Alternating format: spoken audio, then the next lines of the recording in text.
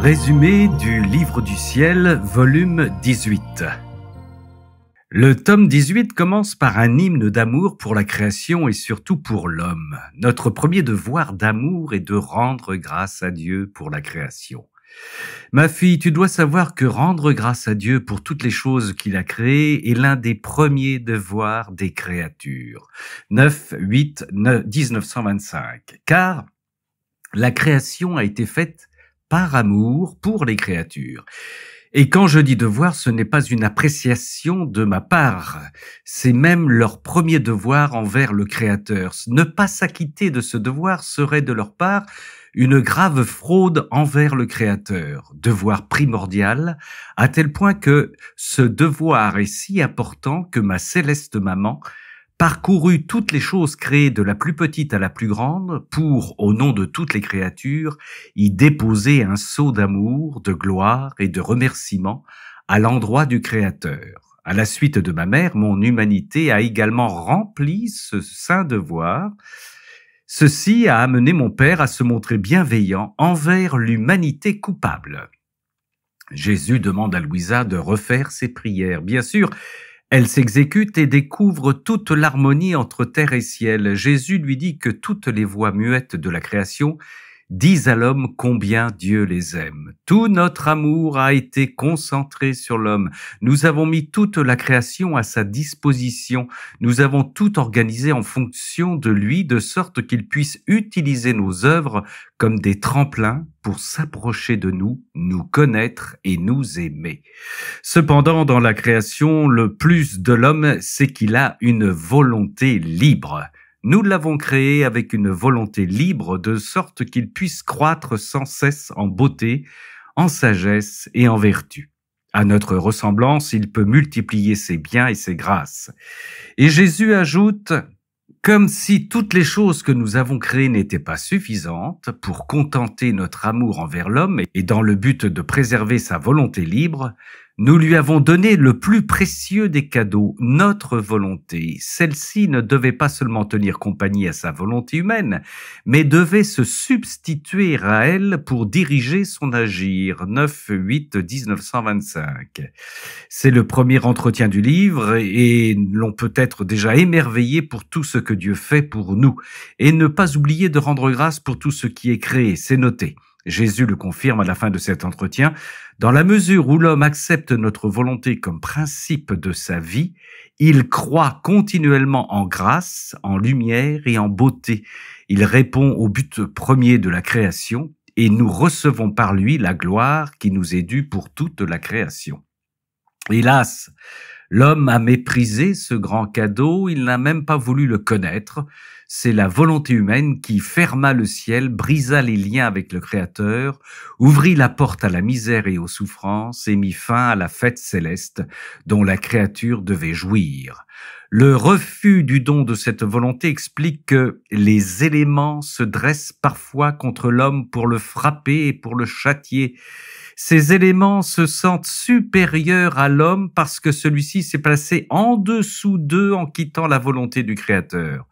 Eux-mêmes sont demeurés fidèles à cette volonté depuis le début de la création. 15/8/1925. Comme cet entretien est le jour de la fête de l'Assomption, Jésus me dit, ma fille, le vrai nom de cette fête devrait être fête de la divine volonté. Jésus enseigne le 16 septembre 1925, être toujours à égal à soi-même est une vertu divine et il donne en exemple sa façon d'agir dans sa passion. Ma fille, à travers mes souffrances, j'étais toujours le même. Mon regard était toujours doux, mon visage toujours serein, mes paroles toujours calmes et dignes. J'avais une telle égalité dans mes manières que les hommes auraient pu reconnaître que j'étais leur rédempteur rien qu'à voir mon comportement. Être constamment égal à soi-même est le propre de Dieu et des vrais fils de Dieu. Je te recommande donc d'être toujours la même avec moi, la même avec toi et la même avec les autres, la même aussi dans la souffrance. 16/9/1925. On reste dans l'enseignement, après la recommandation d'être toujours égal à soi-même, c'est la persévérance dans la répétition des actes. Par l'habitude, une vertu devient naturelle. 4-10-1925. Une belle analogie pour répondre à Louisa, la répétition de tes je t'aime te procure l'eau pour faire croître en toi l'arbre et l'amour. La répétition d'actes de patience engendre en toi l'arbre de la patience. La répétition de tes actes dans ma volonté forme l'eau pour faire croître en toi l'arbre divin et éternel de ma volonté. Rien n'est formé par un seul acte ou seulement quelques actes. Il faut des actes sans cesse répétés. 4-10-1925. Il y a plus derrière l'enseignement. Jésus révèle à Louisa que ce que tu vois, ce sont tous les actes que j'ai accomplis sur la terre. Ma volonté garde en suspens les fruits de ces actes, parce que les créatures ne sont pas disposées à les recevoir, cela résultant en bonne partie du fait qu'elles ignorent ce que j'ai fait. Il y a un stock de grâce qui attendent les âmes qui vivront dans la divine volonté, car tout est en suspens. Ma volonté garde en réserve toutes les peines de mon enfance, tous les actes intérieurs de ma vie cachée qui sont des prodiges de grâce et de sainteté, toutes les humiliations, les gloires et les peines de ma vie publique et toutes les peines cachées de ma passion. Leurs fruits sont en suspens, n'ayant été cueillis que partiellement par les créatures, c'est dans les âmes qui vivent dans ma volonté et seulement dans ces âmes qu'ils seront totalement déversés. 4-10-1925. Ensuite, une vision où Louisa voit Marie morte. Il me sembla voir la divinité sur un des genoux du Père Céleste, la Reine-Mère comme une morte sans vie. Toute surprise, je me dis, ma mère est morte, mais quelle mort merveilleuse, mourir sur les genoux de son Créateur. Mais en se rapprochant, Louisa voit, ensuite, en y regardant de plus près, je vis que la volonté de maman Marie était détachée de son corps et se trouvait dans les mains du Père Céleste. Abasourdi, je n'arrivais pas à comprendre. Une voix provenant du trône divin dit: elle est l'élue parmi toutes les élues, elle est toute belle, elle est l'unique créature qui nous a donné sa volonté et qui l'a déposée sans vie sur nos genoux dans nos mains. Quant à nous, en échange, nous lui avons fait le cadeau de notre volonté. Nous ne pouvions lui faire un plus grand cadeau puisque l'acquisition de cette suprême volonté lui donnait le pouvoir de faire descendre le Verbe sur la terre et d'enclencher la rédemption de l'humanité. Une volonté humaine n'aurait eu sur nous aucun pouvoir d'attirance, mais une volonté divine en cette incomparable créature nous a ravis et conquis. Incapables de résister, nous avons cédé à ses supplications et nous avons fait descendre le Verbe sur la terre. Étonnante cette fin de phrase, la suite aussi.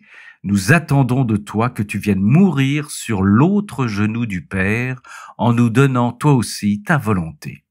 Louisa n'hésite pas. Je me suis retrouvée sur l'autre genou du Père dans l'acte de rendre mon dernier soupir. Puis, j'ai réintégré mon corps. Je suis incapable de dire comment je me sentais, mais je peux seulement dire que j'ai prié de tout mon cœur pour que ma volonté ne revienne jamais plus en moi et que seule la volonté de Dieu ait vie en moi. Ah, cette volonté, elle possède tous les biens, reflète parfaitement Jésus en les âmes, embrasse tout et donne un parfait retour à Dieu pour ses œuvres de la création, de la rédemption et de la sanctification.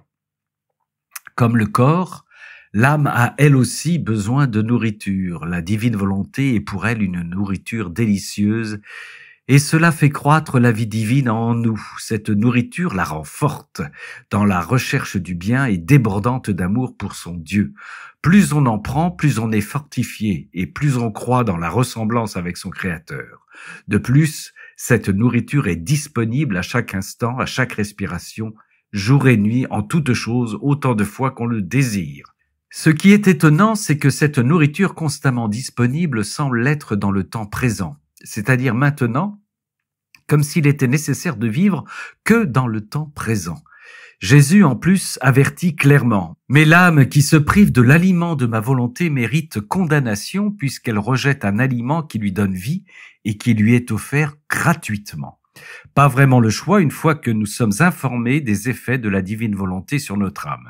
L'âme qui n'est pas continuellement alimenté par ma volonté, il est nécessaire d'avoir recours à la médecine de l'humiliation pour faire sortir la mauvaise tendance de l'amour-propre, aux morsures des sangsues pour faire sortir la mauvaise tendance de la vaine gloire, aux saignées pour être libéré des petits attachements envers certaines personnes faisant le bien. On est prévenu, tout cela est dans l'entretien du 17 octobre 1925. Jésus montre à Louisa et donc à nous ce que produit un acte accompli dans la divine volonté. Comme est beau un acte réalisé dans ma volonté, quelle puissance, quelle grandeur, quelle merveille. Il atteint tout dans le ciel et sur la terre et toute la création. Les anges et les saints sont rejoints par lui. Mais cela ne s'arrête pas car un acte fait dans ma volonté attire d'abord l'attention de tous, puis se répète et se répète avec douceur. À travers lui, tous décèlent une âme agissant dans ma volonté et elles reçoivent la gloire et l'honneur d'un acte divin. Louisa, vivant dans la divine volonté, exprime son désir d'annihiler tout péché. Mon Jésus, mon amour, ce n'est pas assez pour moi de m'attrister et de demander pardon pour toutes ces offenses, mais je voudrais annihiler tout péché, de sorte que tu ne sois plus jamais offensé. La réponse de Jésus surprend. Ma fille, j'ai éprouvé une peine particulière pour chaque faute commise par les humains, et j'ai associé à chacun un pardon pour le coupable. Ces pardons sont en suspens dans ma volonté, et quand un pécheur éprouve de la peine pour une faute commise, ma peine se joint à la sienne et je lui accorde aussitôt le pardon. Cependant, combien m'offense et n'en éprouve aucune peine. Merci, ma fille, de venir dans ma volonté, accompagner mes peines et mes pardons. Continue de circuler dans ma volonté et en faisant tien mes peines et mes pardons, crie pour chaque offense, peine, pardon, de sorte que je ne sois pas seul à m'affliger et à pardonner, mais que je sois accompagné par la petite fille de ma volonté. 21-10-1925. On passe à l'entretien du 24 octobre et là Jésus révèle le fonctionnement de la divine volonté qui est dans un seul acte simple et non dans une succession d'actes. Voici ce qu'il dit à Louisa et c'est là une révélation primordiale. Ma volonté est un acte simple et non pas une succession d'actes. Cet acte simple est comme fixé à un point qui ne bouge jamais, l'éternité. Sa circonférence est si immense que rien ne peut s'en échapper. Il est l'acte premier, l'acte éternel. Tout provient de lui, il embrasse tout et tous d'une seule étreinte. La création, la rédemption et la sanctification sont un seul acte pour ma volonté. Elle a le pouvoir de faire sien tous les actes comme s'il ne faisait qu'un. Jésus explique ensuite la différence entre la compassion qu'on peut ressentir pour lui lors de sa passion et le fait qu'une personne revive sa passion. Qu'une créature revive ma passion et qu'une autre ne fasse que penser à ma passion en compatissant à ma souffrance, il y a une différence pour moi. Dans le premier cas, je ressens que la créature revit vraiment ce que j'ai vécu et me donne un retour de vie divine. Et dans le second cas, je ressens simplement la compagnie d'une créature. Mais sais-tu en qui je puis vraiment répéter ma passion? En la personne qui a ma volonté comme centre de sa vie. La créature qui vit dans ma volonté a en sa possession cet acte simple. Il n'y a donc pas à s'étonner qu'elle prenne part aux souffrances de ma passion. À travers cet acte simple, elle rejoint son Créateur dans l'acte de créer. Ne faisant qu'un avec son Dieu, elle crée avec lui, participant ainsi à la gloire de la création et du Créateur. Elle aime toutes les choses créées comme ses propres choses. Dans un élan d'amour, elle dit à son Dieu, « Ce qui est à toi est à moi, et ce qui est à moi est à toi. Gloire, honneur et amour à mon Créateur. » Par cet acte simple, la créature fait sienne la rédemption, en revêtant mes souffrances comme si elles lui étaient propres.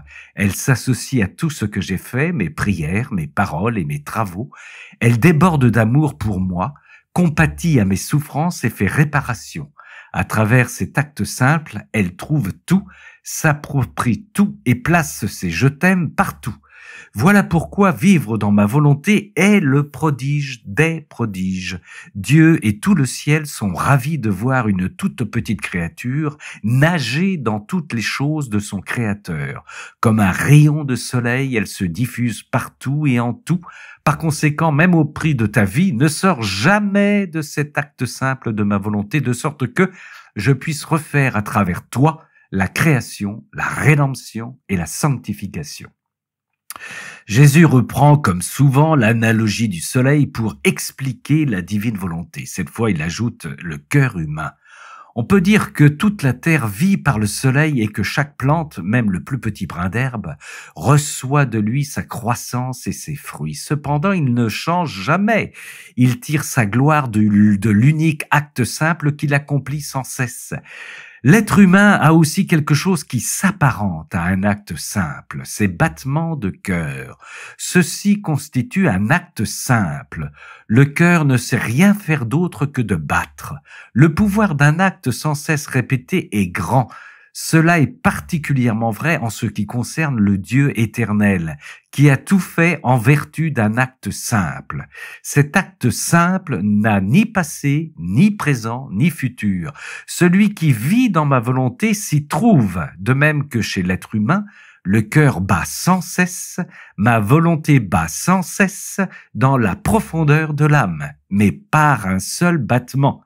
C'est ainsi que ma volonté transmet à l'âme sa beauté, sa sainteté, sa force, son amour, sa bonté, sa sagesse. Cet acte de ma volonté inclut le ciel et la terre, comme c'est le cas pour la circulation du sang. Ces effets atteignent tout, y compris les endroits les plus élevés et les plus éloignés. Cet acte agit avec vigueur et règne complètement. Un prodige que seul un Dieu peut réaliser. Cet acte nous fait découvrir de nouveaux cieux, de nouveaux abysses de grâce et des vérités surprenantes. Si on demandait à l'âme d'où lui vient tout cela, elle répondrait, à l'instar du soleil avec sa lumière et sa chaleur, des battements de cœur chez l'être humain et de l'acte simple du Dieu éternel. Je ne fais qu'une seule chose sans cesse. J'accomplis la volonté de Dieu et je vis en cette volonté. C'est là mon secret et mon contentement. Louisa vit ensuite des jours très amers. Elle est privée de Jésus à tel point qu'elle fait la comparaison entre ses souffrances et celles de Jésus. Je me suis arrêté à considérer les souffrances du cœur de mon Jésus dans le but de les comparer à celles de mon pauvre cœur. Mais au lieu de trouver du réconfort dans la pensée des souffrances de mon Jésus, mes propres souffrances s'amplifiaient, ce qui m'amena à penser que mes souffrances surpassent celles de mon Jésus, étant donné que bien que très grandes, ces souffrances lui sont infligées par des êtres finis, alors que les miennes le sont par un être infini, un Dieu. En effet, Jésus ne peut subir la souffrance d'être quitté par un Dieu, pas plus qu'il ne peut se quitter lui-même. Par conséquent, il ne peut subir la souffrance qui surpasse toutes les souffrances, celle d'être privé d'un Dieu. La souffrance d'être privé de Jésus a un accent mystérieux et divin que n'ont pas les autres souffrances, un poids plus lourd que toutes les autres souffrances mises ensemble. Ainsi, j'ai prié Jésus pour que dans sa bonté il accepte ma souffrance et que, à travers elle, il m'accorde la plus grande des grâces, que tous connaissent sa très sainte volonté et que par son accent mystérieux et divin, elle résonne dans tous les cœurs et les appelle à vivre en elle, en écrasant de son poids la volonté humaine, les passions et les péchés, de sorte que tous puissent la connaître et l'aimer et comprendre ce que signifie la perte d'un Dieu. Jésus intervient. Il me dit, « Pauvre fille, comme tu es affaiblie, en fait, la souffrance d'être privé d'un Dieu est la plus grande de toutes les souffrances. Ainsi, la force de ma volonté était nécessaire pour que tu puisses l'endurer. Mais sais-tu ce que signifie souffrir dans ma volonté? Tes souffrances coulaient partout où ma volonté se trouvait, sur la terre, dans le ciel, en les saints et les anges. Tous te regardaient et t'aidaient. Et si le paradis avait été capable de souffrir, leur joie et leur félicité se seraient changées en souffrance. Mais incapables de souffrir, tous imploraient des grâces pour toi. Les souffrances des âmes qui vivent dans ma volonté sont la croix de tous, satisfont pour tous, et changent en rosée céleste la fureur de la justice divine. Par conséquent, prends courage et ne quitte jamais ma volonté. » Très très dur, pauvre Louisa. Une phrase m'interpelle, dit Jean Bernard, incapable de souffrir, tous imploraient des grâces pour toi, et cela concerne les saints et les anges. Et il semble que la souffrance seule apaise la fureur divine. Là, il est clair que pour l'instant, Cela peut atteindre nos limites, mais cela reste pour nous une question de fond qu'il faudra bien un jour d'aborder. Isaïe 53:10, broyé par la souffrance, il a plu au Seigneur, et le psaume 50, le sacrifice qui plaît à Dieu, c'est un esprit brisé, tu ne repousses pas, ô mon Dieu, un cœur brisé et broyé. Il y aurait donc quelque chose de grand dans la souffrance? L'échange suivant concerne les sacrements. Le titre en dit long. Les gémissements du Saint-Esprit par rapport aux 7 sacrements.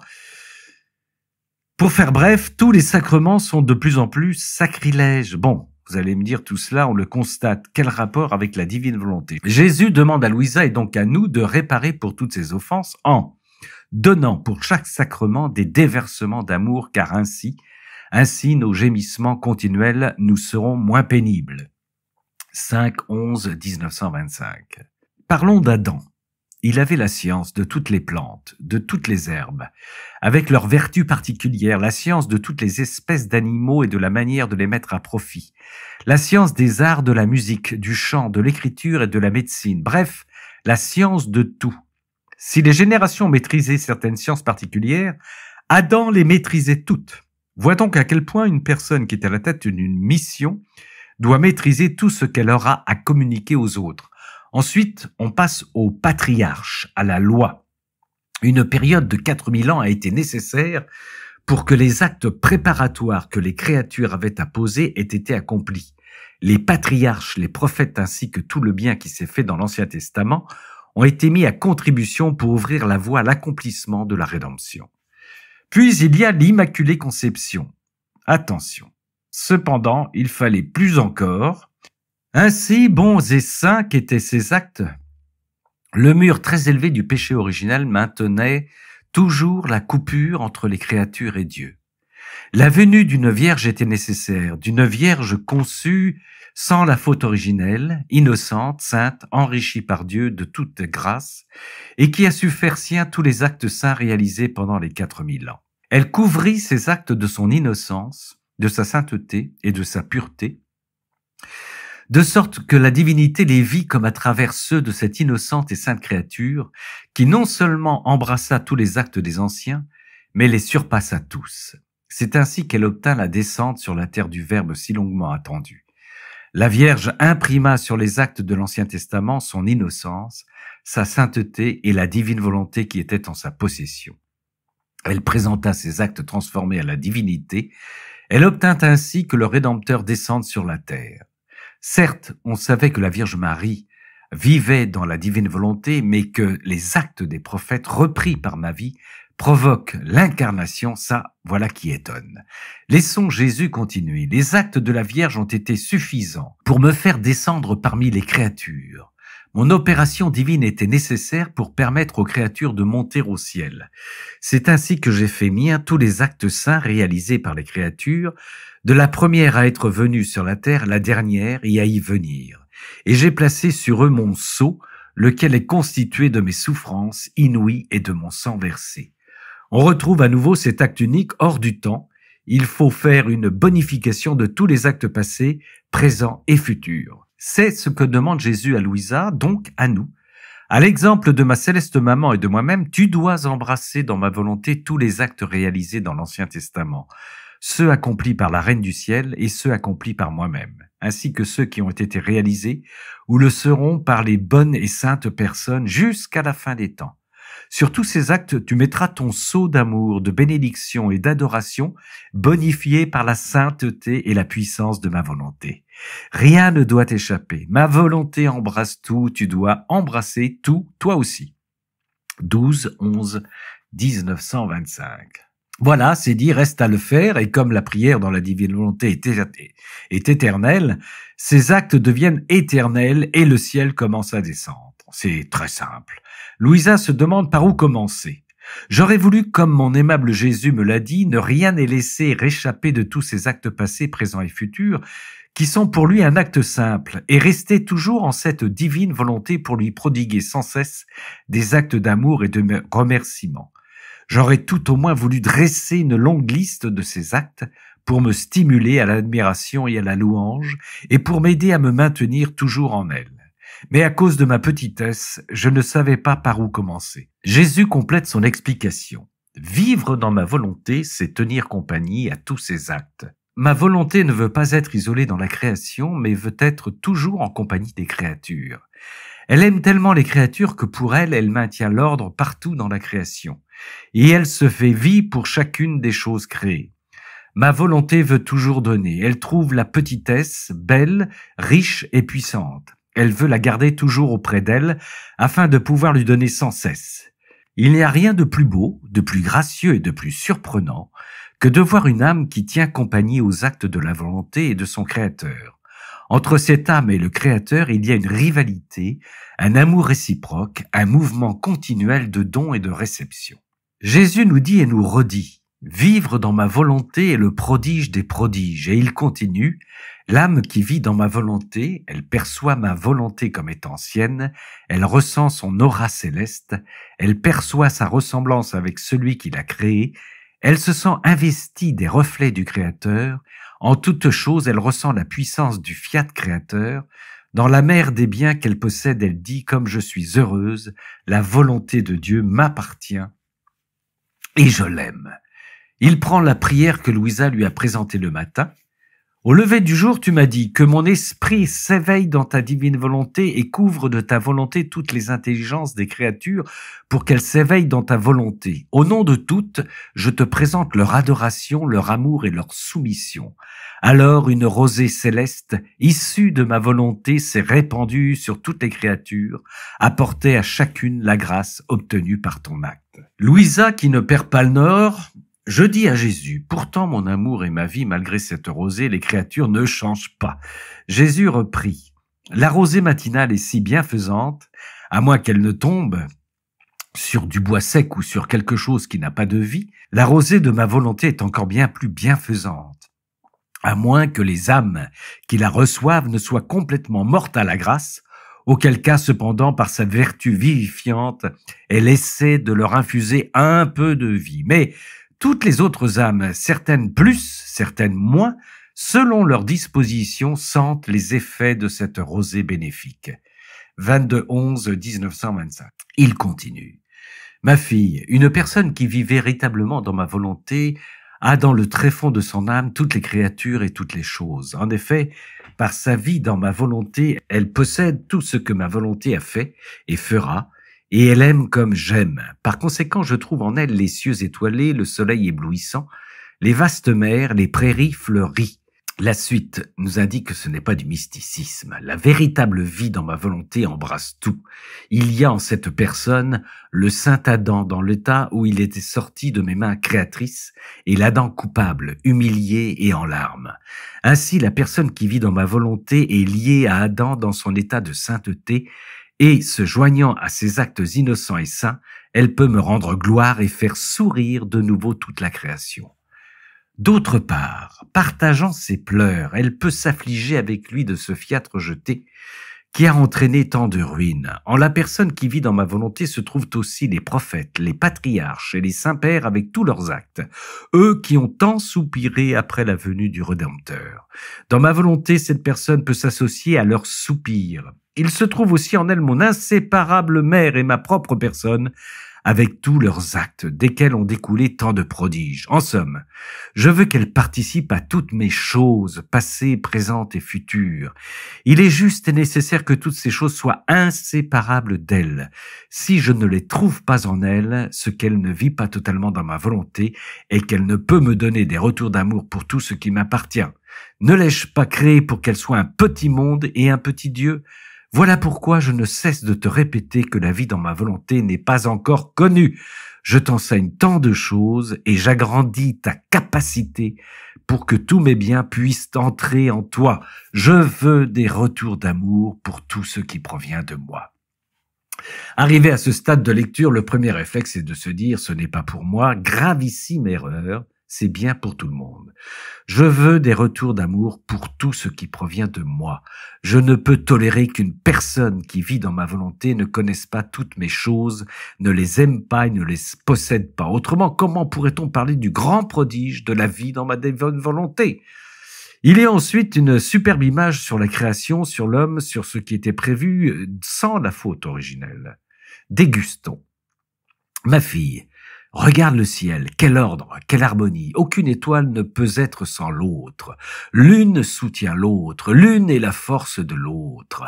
À l'instar du ciel au-dessus de la terre, les créatures humaines forment elles aussi un ciel constitué d'étoiles animées. N'eût été la faute originelle, toutes les choses que fit Adam et toutes celles qu'allaient faire ses descendants auraient été mises en commun par tous les humains. Chacun aurait eu en sa possession non seulement sa force personnelle, mais aussi celle des autres. Tous les biens auraient été en commun. Ma volonté aurait tenu tous les humains ensemble et leur aurait procuré tout ce qui est bon et sain, tout en ayant ma volonté comme point d'origine et en ayant sa propre activité. Chacun aurait été converti en lumière et ainsi aurait été lumière pour les autres. Un simple regard sur le monde vous persuadera que nous n'en sommes pas là, et pourtant, arrêtons-nous ici, prenons un grand bol d'air et lisons lentement. Le pauvre ciel des créatures devint sans dessus-dessous. Seule la vie dans ma volonté y ramènera l'ordre et y fera resplendir une lumière nouvelle. C'est pourquoi je veux trouver en toi toutes les choses et toutes les créatures. Ma volonté, acte premier de toutes les créatures célestes et terrestres, te communiquera tous leurs actes. Tu deviendras lié à elle et elle à toi. Sois très attentive, car je veux te donner la plus grande chose qui soit. 6 décembre 1925. Ensuite, on pense revenir sur Terre après ses envolées terrestres, car Jésus nous parle des larmes qu'il a versées. Ma fille, mes pleurs ont commencé dès ma conception dans le sein de ma céleste maman, et se sont poursuivis jusqu'à mon dernier souffle sur la croix. La volonté de mon Père céleste me chargea du devoir des larmes. Cela s'étend à toutes les créatures. De mes yeux devaient couler autant de larmes que des yeux de toutes les créatures ensemble. Ils ont versé les larmes qui sont nécessaires après le péché pour insuffler en elles le regret de m'avoir offensé, la conviction qu'elles ont mal agi et la volonté de ne plus pécher. Ils ont versé des larmes pour les inciter à compatir aux souffrances de ma passion. Ils ont versé d'abondantes larmes d'amour pour les stimuler à m'aimer. Ce que je viens te dire suffit pour que tu comprennes bien qu'il n'est aucune larme versée par les créatures que je n'ai versée moi-même. Jésus présente sa prière au Père. Mon Père, tu vois, je suis allé sur la terre pour pleurer et souffrir comme mes frères qui naissent, vivent et meurent en pleurant. Je les aime tellement que je veux que toutes leurs larmes passent par mes yeux. Je ne veux en laisser aucune m'échapper, afin de les transformer toutes en larmes d'amour, de peine et de victoire, de sanctification, de divinisation. Jésus précise que Marie participait aussi à ces larmes. Ma chère mère a eu le cœur transpercé en me voyant pleurer ainsi. Elle joignait ses pleurs aux miens et nous pleurions ensemble.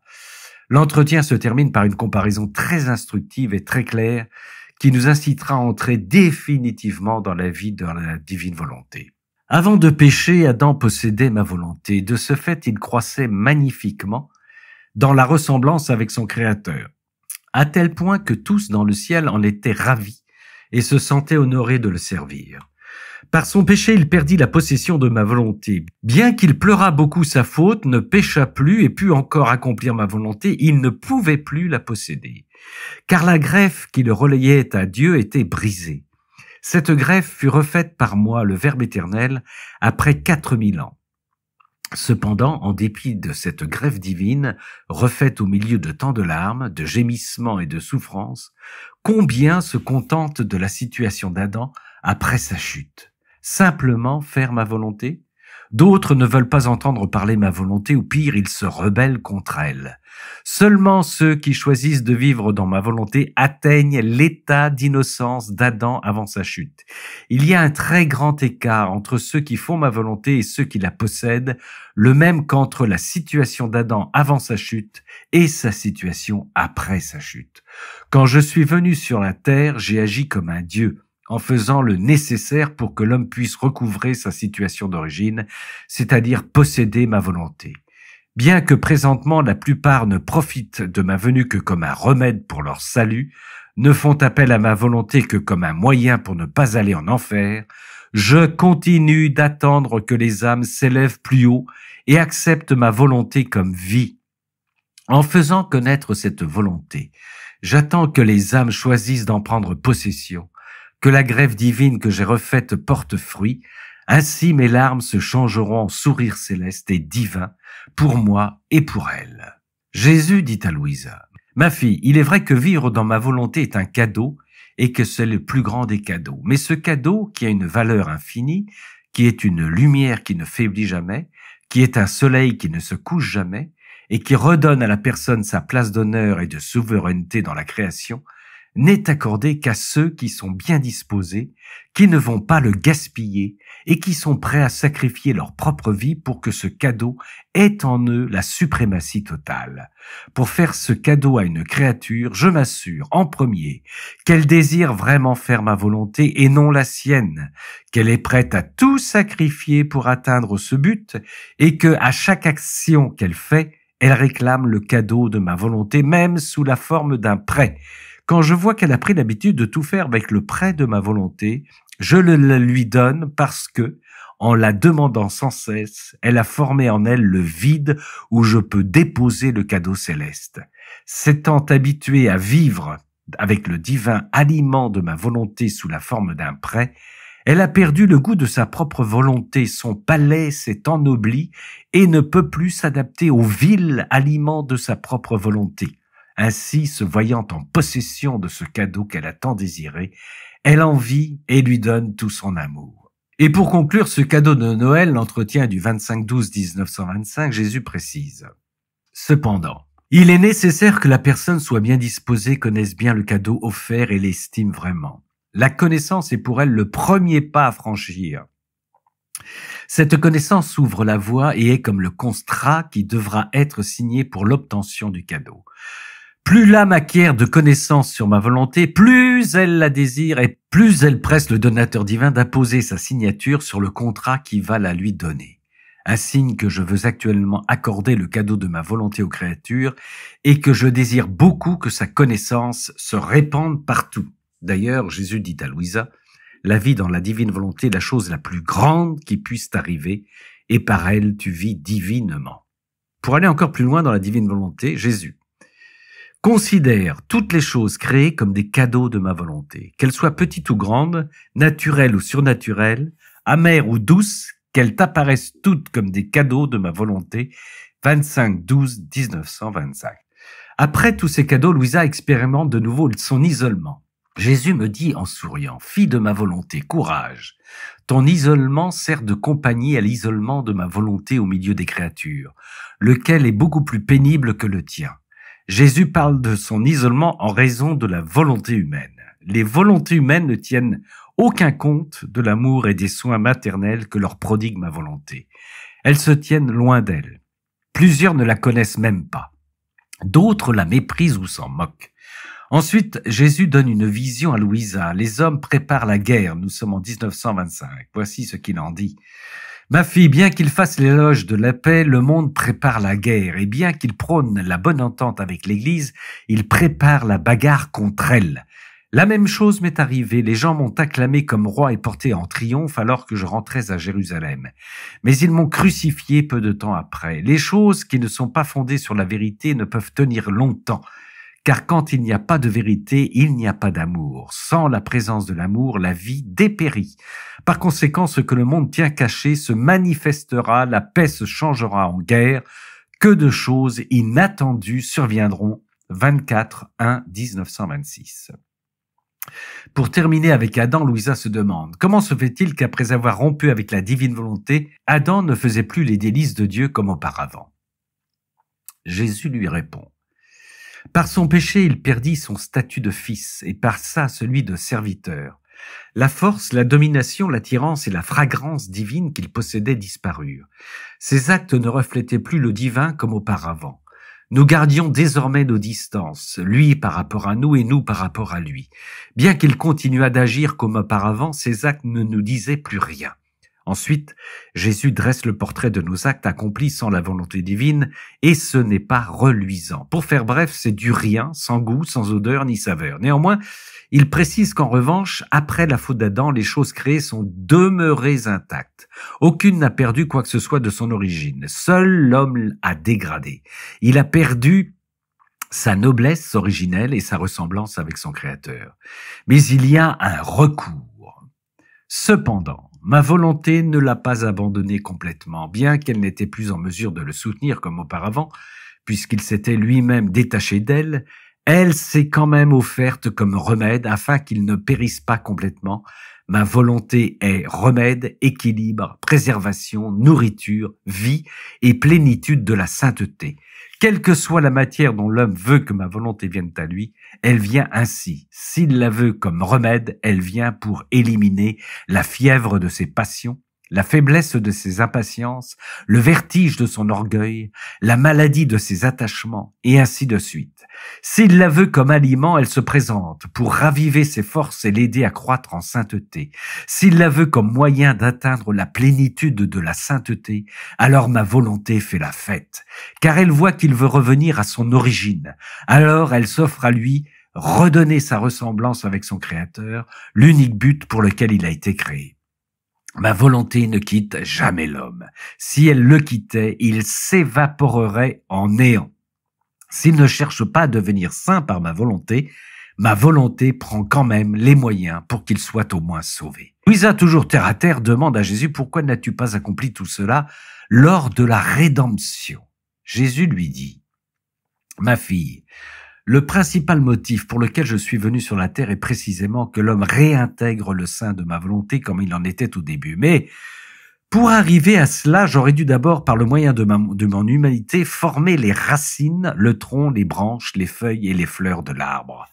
D'où le fruit céleste de ma volonté devait venir. On ne peut obtenir le fruit sans l'arbre.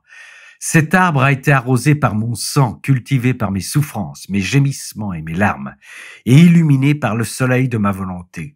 Le fruit de ma volonté va certainement venir, mais on doit d'abord le désirer, savoir à quel point il est précieux et connaître ses bienfaits. Voilà pourquoi je t'ai tant parlé de ma volonté. En fait, sa connaissance va entraîner le désir de l'essayer, et quand les créatures auront goûté à ses bienfaits, plusieurs d'entre elles, sinon toutes, se tourneront vers elle. Il n'y aura plus de conflit entre la volonté humaine et la volonté du Créateur. De plus, faisant suite aux nombreux fruits que ma rédemption a déjà produits sur la terre, viendra le fruit que ta volonté soit faite sur la terre comme au ciel. 28-1-1926. Ici, il est clair que Jésus reprend l'image d'un arbre, ainsi qu'il en est fait mention dans la Genèse du Jardin d'Éden. Il semblerait que le fruit de la divine volonté va être cueilli par Louisa pour être donné à nous tous, ou du moins ceux qui désireront vivre dans la divine volonté. L'entretien qui termine le livre. Ma fille, sois patiente. Rappelle-toi que la destinée du monde pèse sur tes épaules. Je veux tout de toi pour pouvoir tout te donner, et t'élevant au-dessus de tout, je veux que ma volonté soit restaurée en toi, toute belle et triomphante comme au début de l'humanité. Tout le ciel observe avec amour tout ce que Jésus accomplit à travers Louisa.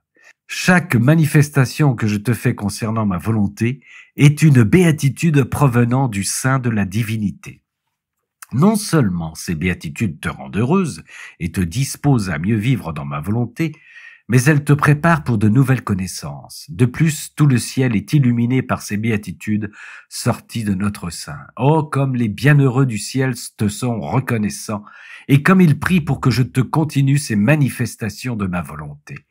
Et Jésus enseigne Louisa qu'elle sera l'origine des enfants de la divine volonté. Par le fait que tu es né dans ma volonté, il y a en toi la semence de fécondité nécessaire. On peut dire que chaque connaissance que je t'ai donnée est une semence pour un enfant de ma volonté. Tes actes continuels dans ma volonté constituent une nourriture abondante te permettant de former en toi ces enfants pour ensuite les présenter à ma volonté. Ils seront éternellement la joie de la mère qui leur a donné naissance. 21-02-1926. Merci Seigneur Jésus. Merci Louisa. Sur la divine volonté, il me dit « Ma fille, courage, ne crains pas.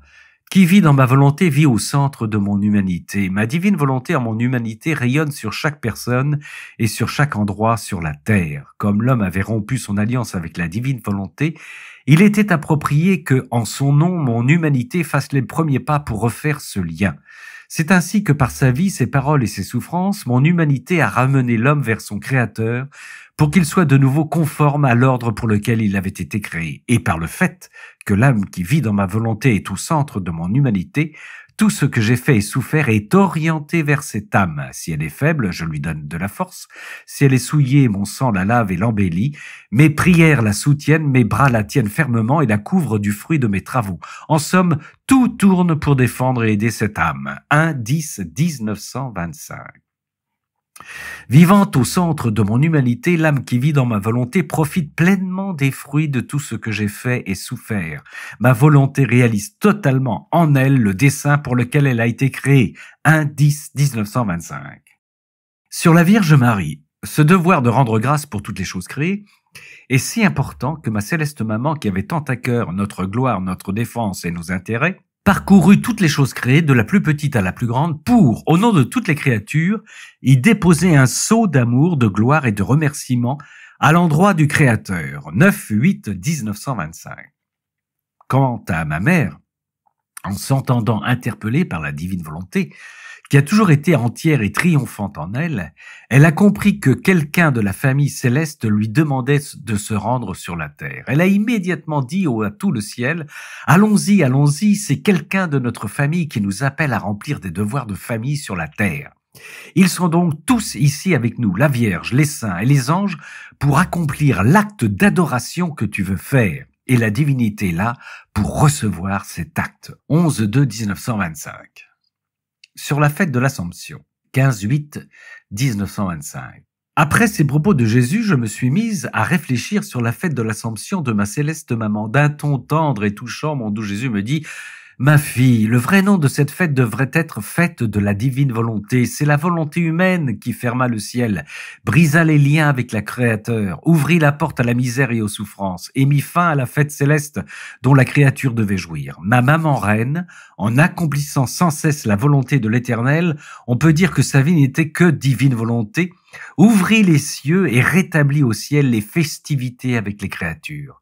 À chaque acte qu'elle faisait dans la volonté suprême, c'était fête au ciel. Des soleils se formaient pour orner cette fête et des mélodies se créaient pour enchanter la Jérusalem céleste.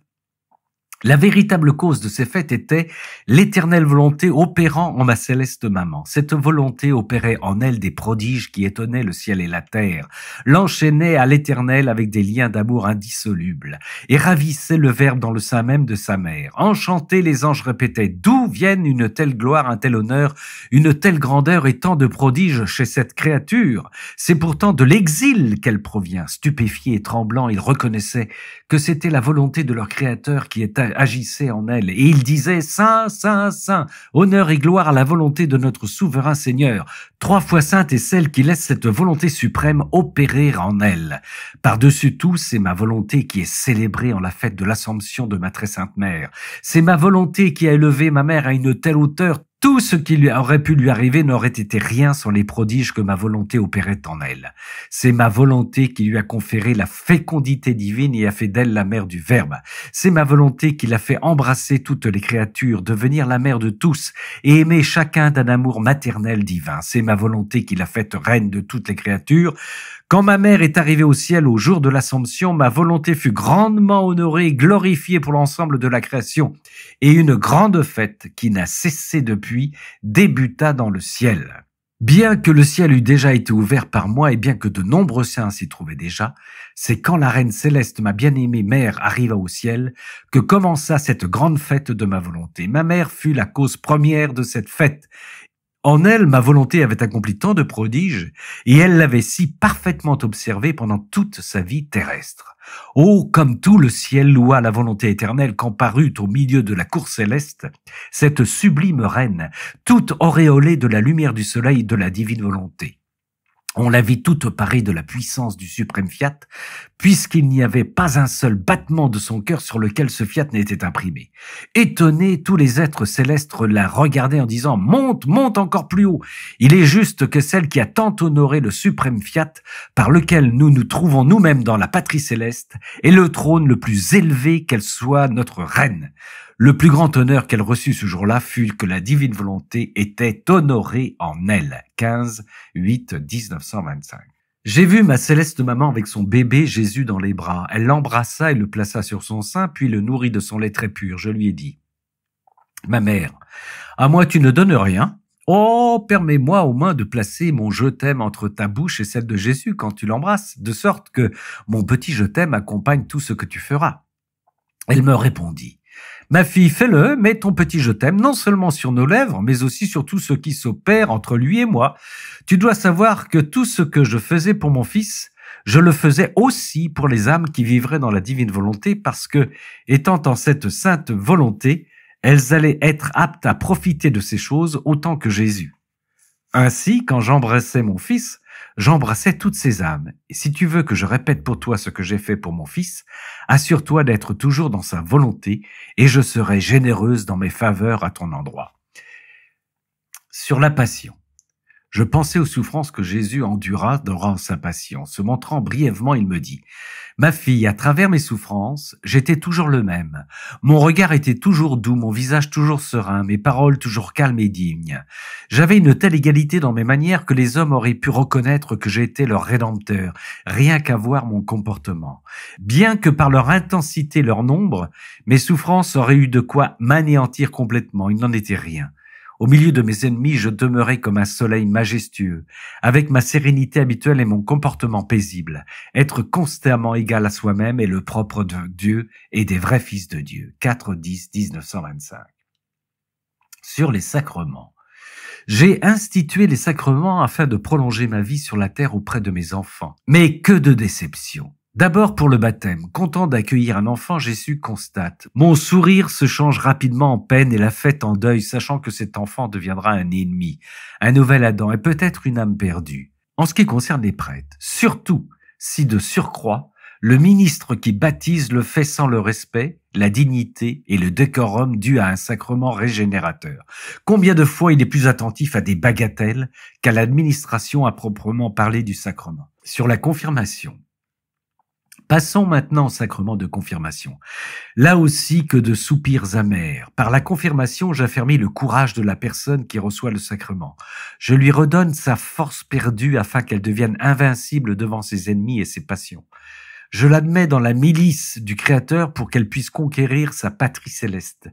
Le Saint-Esprit lui donne son baiser d'amour, la couvre de 1000 caresses et s'offre pour l'accompagner dans les combats.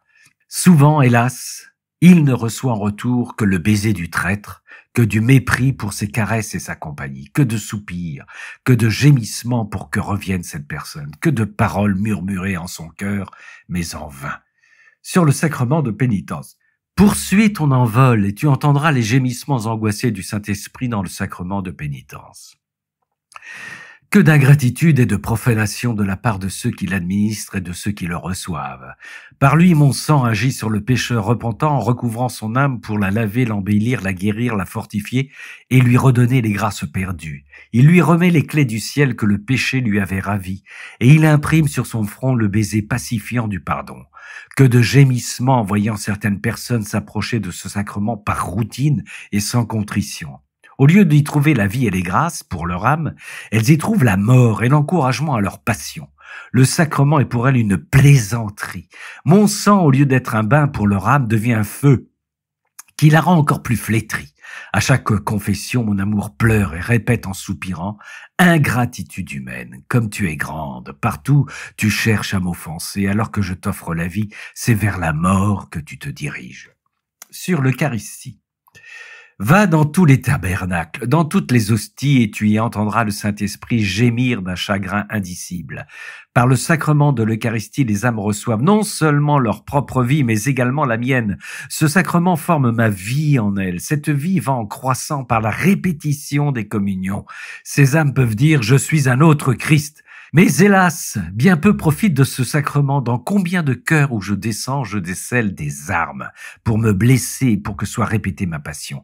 Et pendant que les espèces sont consommées, loin de me sentir incité à demeurer dans ces cœurs, je dois partir hâtivement en pleurant sur le sort de mon sacrement.